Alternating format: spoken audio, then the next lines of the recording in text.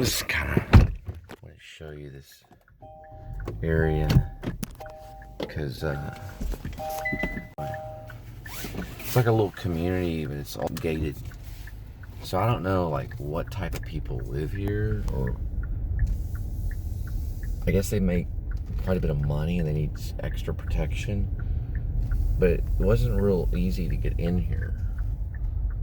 And it's all like, it's real weird. It's kind of like, it's a neighborhood, but it's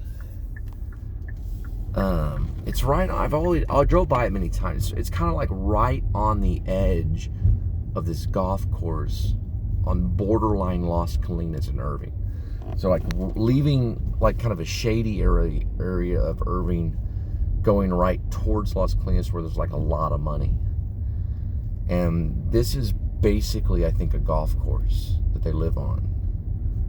So I'm pretty sure it's a golf course. But this is what it looks like. It's kind of like their house is, that's a security guy right there. But it's like a private security person. It's how, oh well, they gave me the code. Yeah, this is it right here. This is the gate. Because I dropped off some donuts. But here's the gates that are about to open. It's kind of Once Upon a Time in Hollywood. It's really weird. That's what it reminds me of a little bit. But no turn on red. Country Club Place. All of a sudden I play some Roy Head. Is that his name? Roy Head. Anyway, it's right there, like in Las Colinas. I'm trying to think of what I can call it for my post. I don't know. I guess I'll just say Las Colinas. Yeah, because look, I'll show you at the end of this little area right here, you'll see. And by the way, if you're watching this is all just Andy Warhol art kind of stuff, just repetition post. Yeah, this is that cool building right up here coming up. I wanted to get like, man, this guy's hauling butt behind me. I wanted to get part of this last short film that I made. I wanted to get this building coming up in it, but for some reason my actor didn't show up, so I had to use my cameraman for the acting role in it. I lost 2 actors in the middle of this anthology that I was working on. Rob Vasquez was the first actor, and then he got hit by a car, but he's okay. He's whiplash, and so he had to drop out. And then Eric Lovell, who's an actor in Dallas. Look, there it is. That right there is Las Colinas. This is where they shot like Office Space and things like that. But Eric Lovell had to drop out too. Well, supposedly he was coming to the shoot. I had Danny Whitworth, which is the brother of Johnny Whitworth, who is a kind of a famous actor that worked with Francis Ford Coppola and stuff like that in Hollywood. His brother was actually the real cameraman. He was going to be the mic. It was on that side, if you ever see that side. So Danny Whitworth he's credited as I believe the cinematographer and cameraman. But he actually is a film guru. He's actually majored in film in college. But he was the actual cameraman, and then my cameraman had to play Corbin Thorpe, who's now a film student. He actually had to play the role of Pastor Rec because Eric Lovell didn't show up. But we are going to do Go, and that's going to be bad, but it's going to be bad. We're going to do it at the Omni in Fort Worth, but I'm not giving any dates or anything. But it's going to be a little battle short film. See, this thing is a supernatural component that's with Ash Cole, who is the protagonist, but I didn't get to show it in that side because we had to hurry up and do it really quick. And I only was able to tell the meat of the story. That means just the essentials. And all the supernatural stuff, I don't know, I guess I have to hint to. But it's more of kind of like a hinted thing. But that was the building that was part of that side. See, there's a whole dream sequence with Pastor Rec that was real important. And it gets into the whole warping of Ash Cole, because Ash Cole can actually warp through time and space. You don't get that from now until morning, and you don't get it in the other one, which is The Way of Man, and you don't get it in that side because I wasn't going to show it until that side. And this area is where Pastor Rec kind of like warps through time and space, and there's all this like little area thing going on, and this was like a kind of like a sacred ground area over on this other side where I'm focusing right here. I've mentioned it a few times. The only thing is that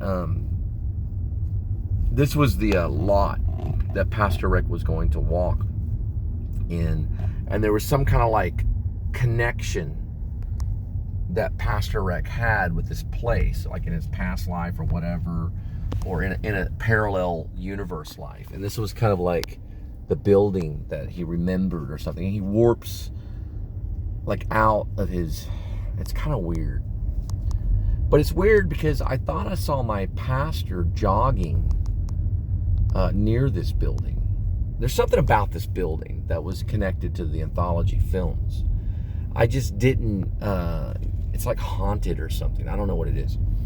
But I didn't really get to show any of it because Eric was supposed to sign on for a whole night. We were going to do a whole night shoot, about 8-hour shoot. And part of it was going to be with this building right here.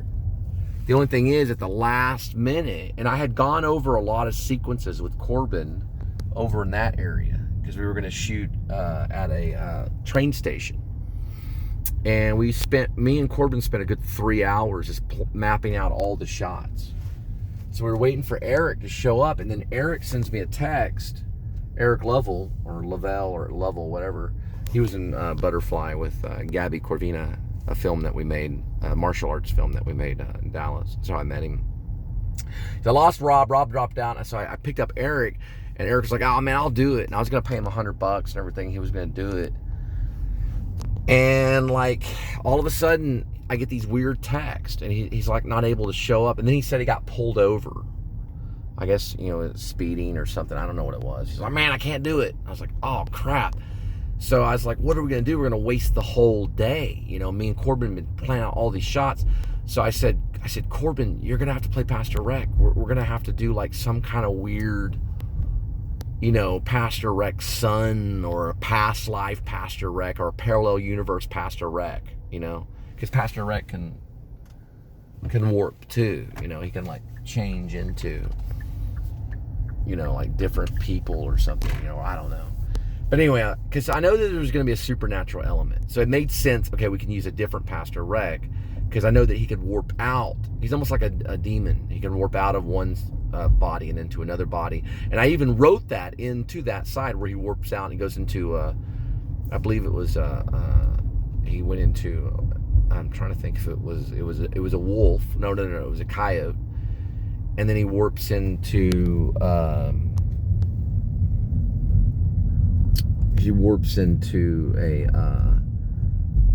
skunk. Yeah, so he warps into a skunk, and then he warps back into himself, but he reappears at these statues that are in off of Northgate in Irving. There's really cool statues, like among a family, because he's like a family man, like a pastor, kind of thing.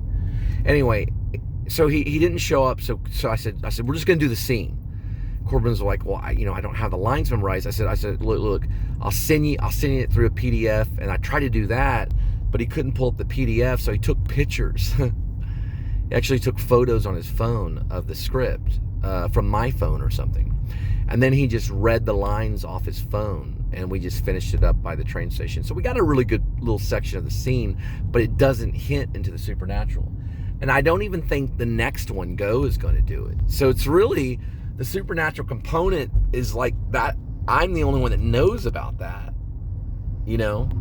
So we're not even really going to, that looks like a Quentin Tarantino, the Kill Bill opening, with the weird chapel. But anyway, so the whole thing like is completely different than what I wanted it to be. It's like a normal little film about this pastor, but we're gonna have some look on Go. There's gonna be the first introduction to the supernatural element, okay, and that'll be the first one, and that's when Pastor Rec disappears. He'll vanish. He'll actually vanish right before your unbelieving eyes. And that will happen in Fort Worth at the Omni on a balcony. Angelica is the first time we see Angelica, and then Ash Cole is there, and he just kind of appears on the balcony. But I'm not showing him like appear. I'm just showing him kind of appear like he's just there. You know, you'll see it. I'm taking a little bit moments from Martin Scorsese's Who's That Knocking at My Door. I'm taking a moment from that with the Harvey Keitel sequence with the slow motion of the cards. You'll see that and everything if you ever see it. I got all these shots planned out. I got storyboards. I've written the script. I haven't typed it, but I've written it. So I've written it in my journal. And I'm getting ready. You know, I'm getting ready to shoot it. But I'm going to get a whole year to prepare for 20 minutes. The whole film is going to be about 20 minutes. It's going to be a short. And I'm hoping to get like really good actors. Any Hollywood actors that want to participate or whatever, I welcome it 100%. It could be experimental, you know, a non-union experimental contract. You know, I'll try to pay you what I can, whoever wants to jump on board. But the short film is called Go. And it's going to be set in Fort Worth. But it's kind of weird energy out right now. But anyway, it's going to be cool. It's going to be cool. I'm serious. It's going to be a cool little segment. Anyway.